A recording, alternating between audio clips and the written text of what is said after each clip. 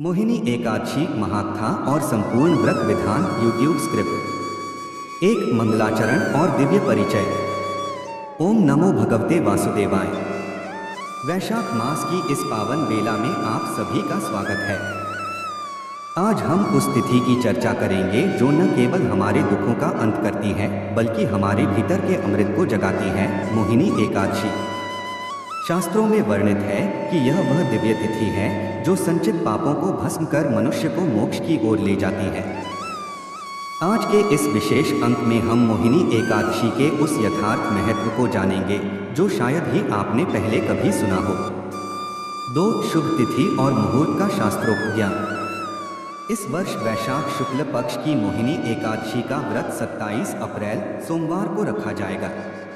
तिथियों के गणित को समझें तो एकादशी तिथि 26 अप्रैल की शाम 6:06 बजे से प्रारंभ होकर 27 अप्रैल की शाम 6:15 बजे तक रहेगी।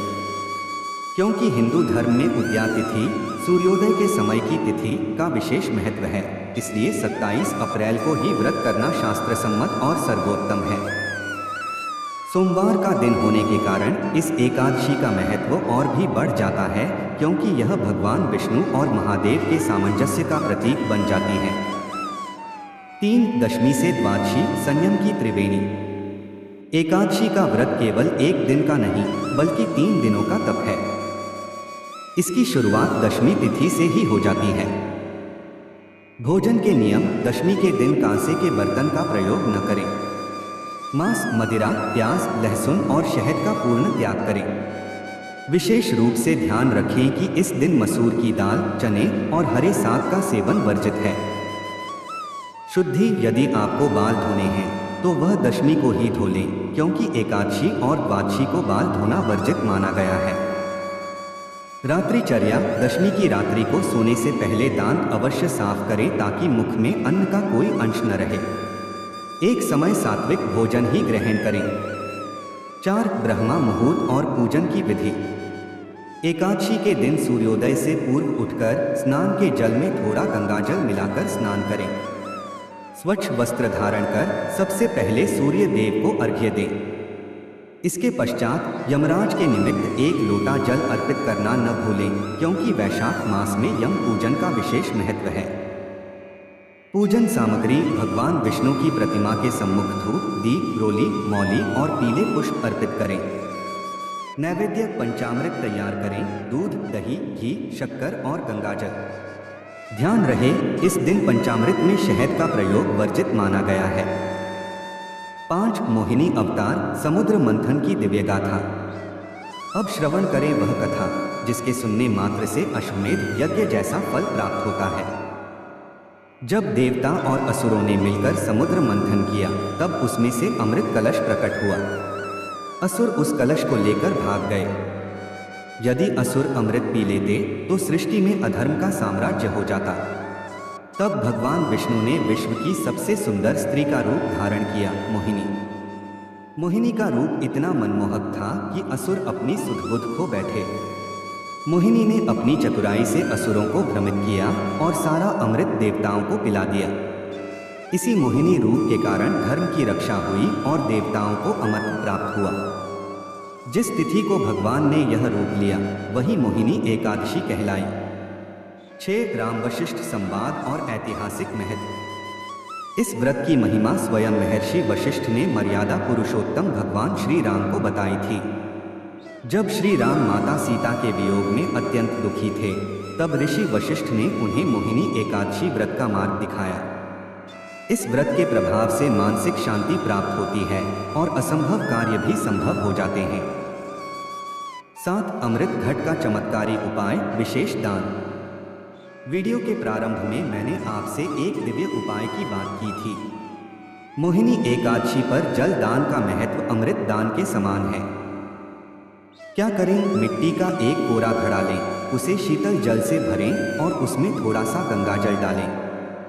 दान की महिमा। इस घड़े को किसी मंदिर में, ब्याह पर या किसी जरूरतमंद को दान करें। वैशाख की तपन में प्यासे को जल पिलाना साक्षात भगवान विष्णु को तृप्त करने के समान है। यह एक छोटा सा कर्म आपके पुण्य के घड़े को भर देता है। 8 व्रत का समापन और पारण। द्वादशी तिथि को पारण के समय सात्विक भोजन से व्रत खोलें। पारण से पहले ब्राह्मणों या जरूरतमंदों को दान दक्षिणा अवश्य दें। निष्कर्ष, भक्तों, मोहिनी एकादशी हमें सिखाती है कि बाहरी सुंदरता से अधिक महत्वपूर्ण आंतरिक विवेक और धर्म की रक्षा है। यदि आप पूरी श्रद्धा से यह व्रत करते हैं तो आपकी आयु, आरोग्य और ऐश्वर्य में वृद्धि निश्चित है। आशा है कि यह जानकारी आपके जीवन में प्रकाश लाएगी।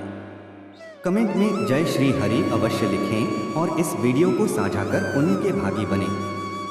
अब कहानी सुने, ध्यान पूर्वक सुनो। कहानी का शीर्षक अमृत की बूंद और अहंकार का घट। प्रसंग की शुरुआत, द कॉन्टेक्स्ट। यह कहानी उस समय की है जब समुद्र मंथन के बाद देवताओं को अमृत प्राप्त हो चुका था, लेकिन पृथ्वी पर अभी भी लोभ और मोह का अंधकार व्याप्त था।